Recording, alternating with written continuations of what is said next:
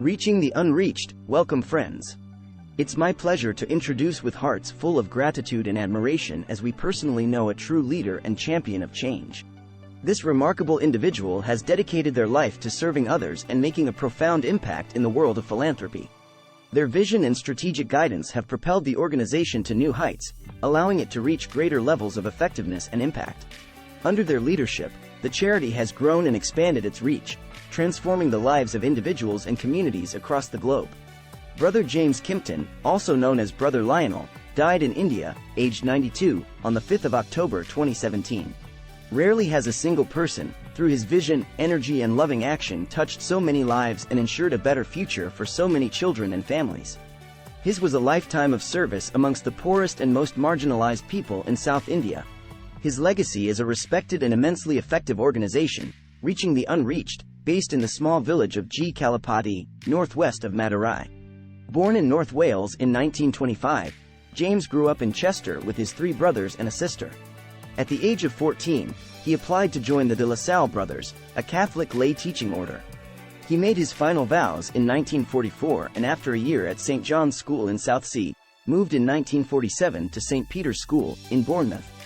There, he inspired lifelong dedication from his pupils and generous and sustained support for his future work.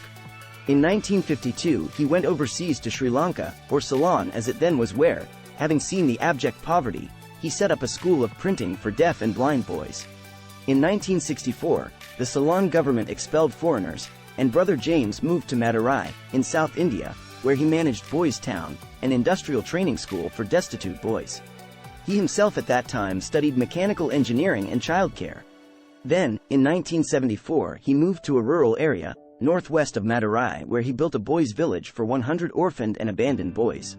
One Sunday in 1978, he was asked to care for 4 very young orphans, including girls whose widowed father had starved to death. The way forward became clear: to hire a foster mother, and the organization named as Reaching the Unreached, RTU, was born. RTU now cares for almost 1,000 disadvantaged children, with the oldest being supported through college and tertiary education. There are now 60 foster family groups living in 4 children's villages, 10 hostels for teenagers and 4 high-performing schools. Finance for the work has come from both secular and religious sources in India and from around the world. Brother James always looked to respond to every human need that he encountered, with a special focus on the very poor. Reaching the Unreached, which he directed until well into his 80s, is testament to this. We provide medical care to thousands of rural villagers, have built more than 8,900 family houses, and drilled 2,500 community bore wells. Brother James's skills developed alongside their needs. He was a qualified dowser, he designed buildings and he painted. He combined all the skills needed to direct and manage an operation as large as RTU with a compassion that was forever imbued with values that put the beneficiary first. Brother James set the highest standards of integrity and commitment for himself. He certainly expected this from others. He never wished to be the center of things or sought any award. His sole aim was for people to be self-sufficient through education, decent housing, accessible water and good health care.